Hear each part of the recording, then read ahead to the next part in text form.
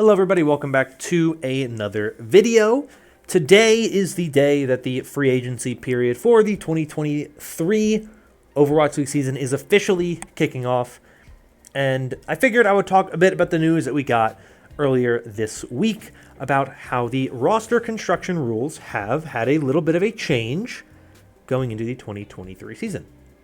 Sean Miller had a tweet on Wednesday where he said, as we look towards the free agency window opening on Friday, we're excited to share that our minimum age for OWL competition will be 17 starting in 2023. In a free-to-play world, we want to make the top level of Overwatch competition as accessible and inclusive as possible. Now, this tweet has a lot of context that it is missing, unfortunately, which is why I think the Overwatch League, a little ramble here, needs to do a better job with communicating this type of stuff. They make changes to articles on their website and they don't mention it. They don't tweet about it on their main Overwatch League Twitter account. It's a little odd, but I digress. Generally speaking, this tweet lets you know that you have to be now 17 to play in the Overwatch League in 2023. I did some little digging, though, just to figure out a little more what this means, and checked the roster construction rules for the 2023 Overwatch League season. This is on the Overwatch League website. I will have it linked in the description, but I will put up the little bit that they have on it on screen. Players who will be 17 years old or older as of the date of the first match of the 2023 league season are eligible to sign PSAs, contracts, for and compete in the 2023 season. Any player who is not aged 18 or older must have a parent or legal guardian execute the minor addendum attached to the PSA form.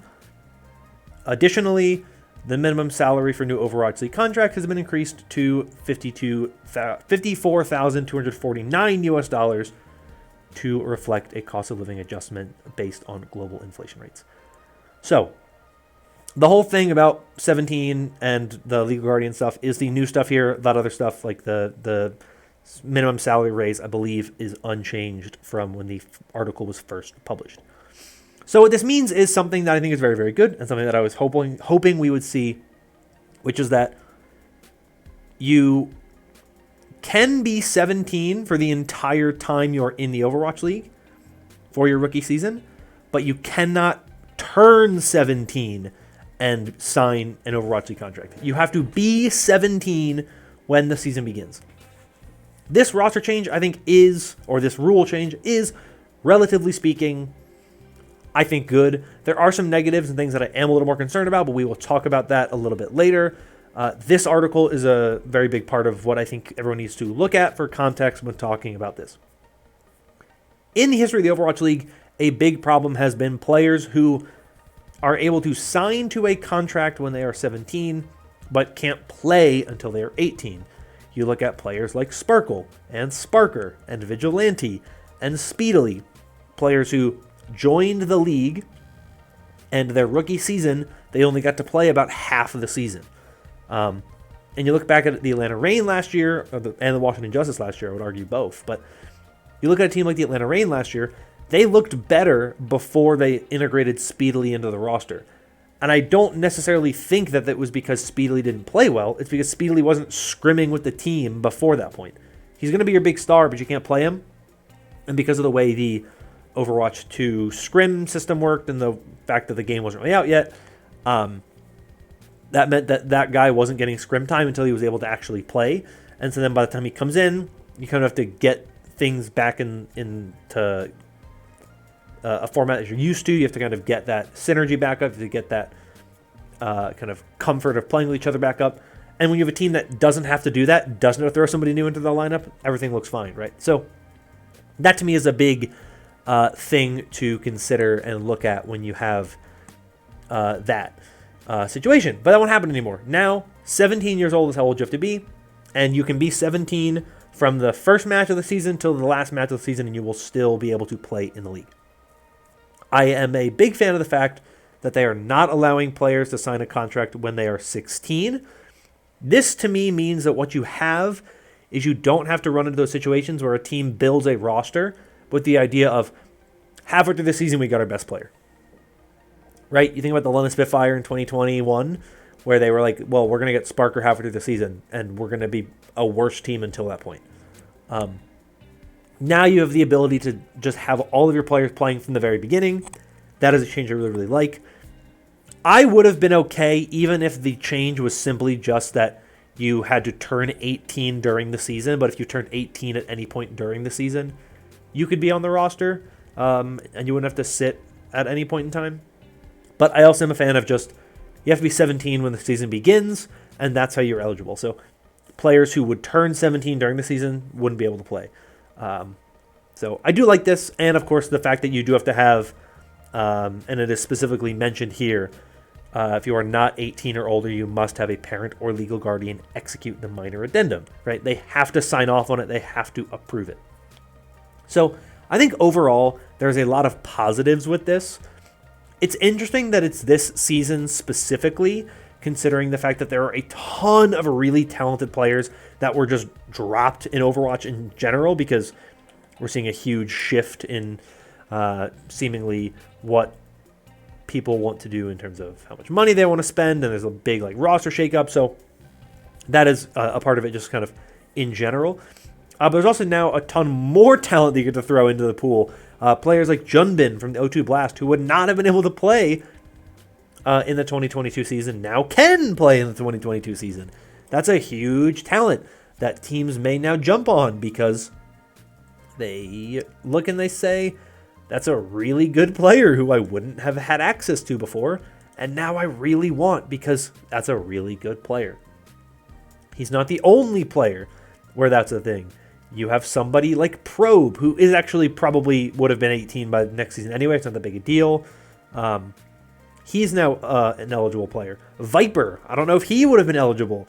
Another O2 Blast player. He might not have been eligible next season, but he is now because he's 17.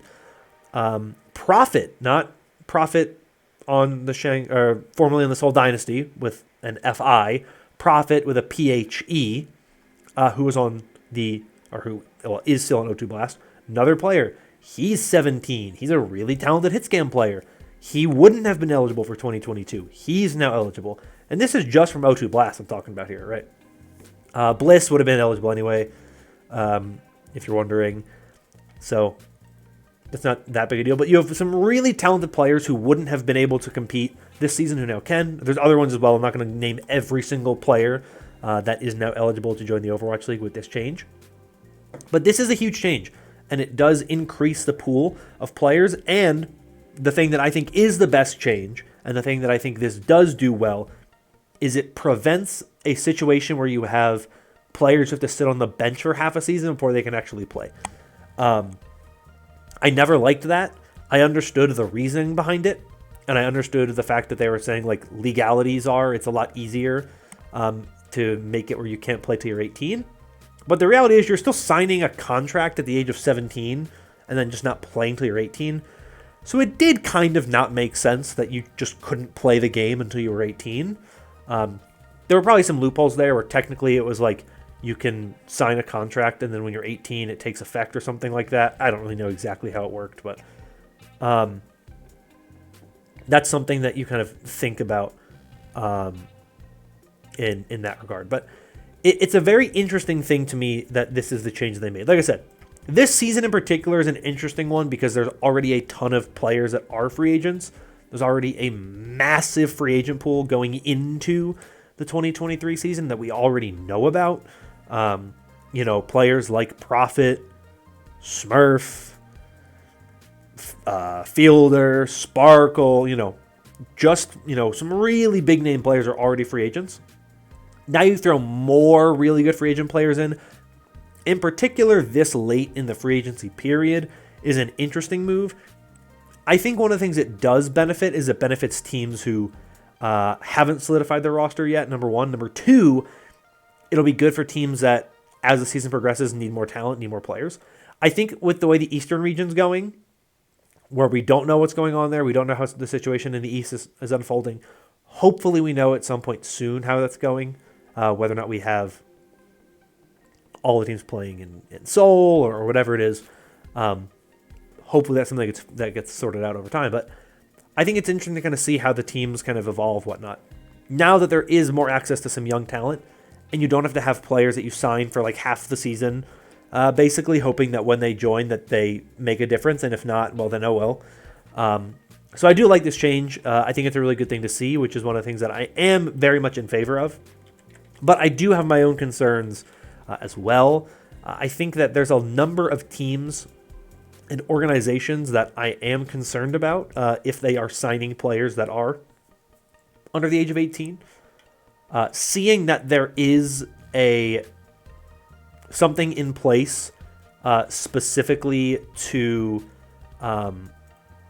make sure that they have parents signing off is a very, very important thing. That's a very important part of, I think, how this goes, is the fact that you have to get approval for contracts from parents. I think that's very, very good.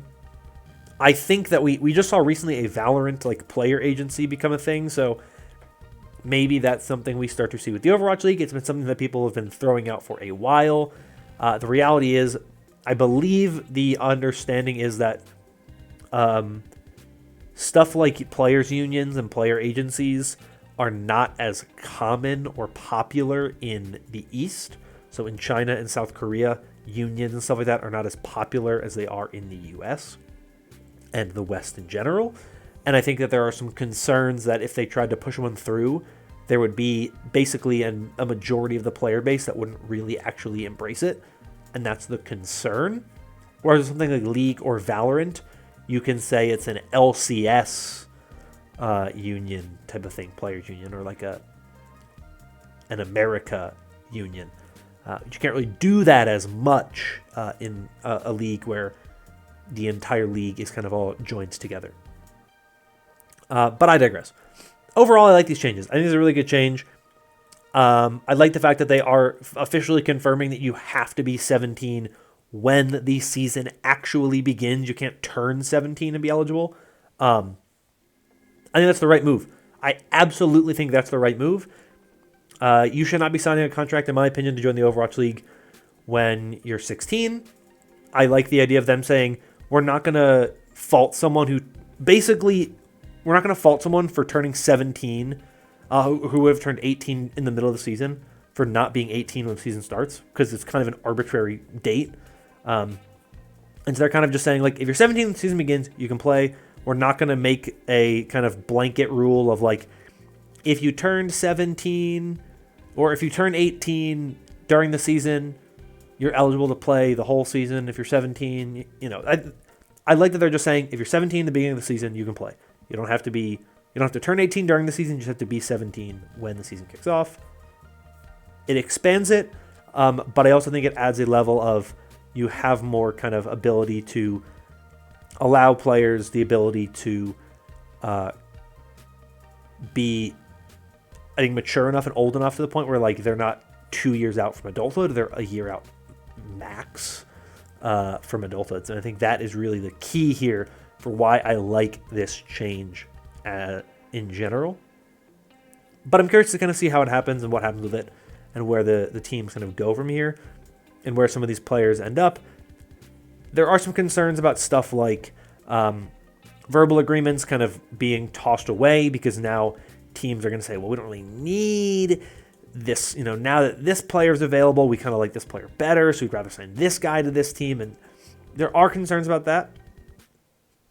But I think, generally speaking, this is a better change than not. I'm just concerned about certain organizations doing things potentially in a poor way, which does concern me to a degree. I'm hoping that we see organizations invest in these players, especially the young players. I think the Overwatch League in general needs to provide better paths for education. I think the teams need to do a lot better at kind of ensuring that their players have that path to education, especially if they're going into the Overwatch League instead of like finishing their schooling. I think that's really important to say, hey, like, you need to finish your schooling as well. Maybe it's something that, like, either before the season or after the season you invest in it, or you just invest in like someone who meets with them every so often, help make sure they finish.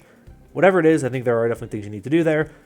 But that is well beyond my kind of understanding of how things like this work. I don't know what the norm and that type of stuff is. That's just the type of thing like I think is like important, but I'm not going to sit here and say exactly how they need to do it or what the most proper and important way to get that done is. I don't think it's necessarily, I don't think it's the type of thing where like I'm going to sit here and tell you like this is how you have to do it because I don't really know fully. But I'd love to hear from you in the comments down below your thoughts on them changing the age requirement for the Overwatch League. Like I said, I think it's really interesting, and I'm really curious to kind of see how things go from here. But for now, we're just going to have to wait and see how some of these rosters shape up now that they've made these changes. And maybe we'll see some really big-name stars who we didn't think we would be seeing yet, but we'll get to see them at some point this season. That's all for this one. Thank you all so much for watching. If you enjoyed this video and would like it in the future, consider liking and subscribing.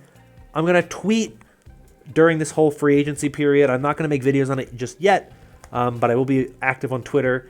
It is the holidays, so happy early holidays, Merry early Christmas. That's what I wanted to say, if you celebrate that. Otherwise, happy holidays, whatever it is that you celebrate, Hanukkah or any other celebration and holiday. And I hope you're all staying safe and staying healthy. Hope you all have a great weekend. Hope you all get excited for this free agency period that's kicking off today. And until next time, bye-bye.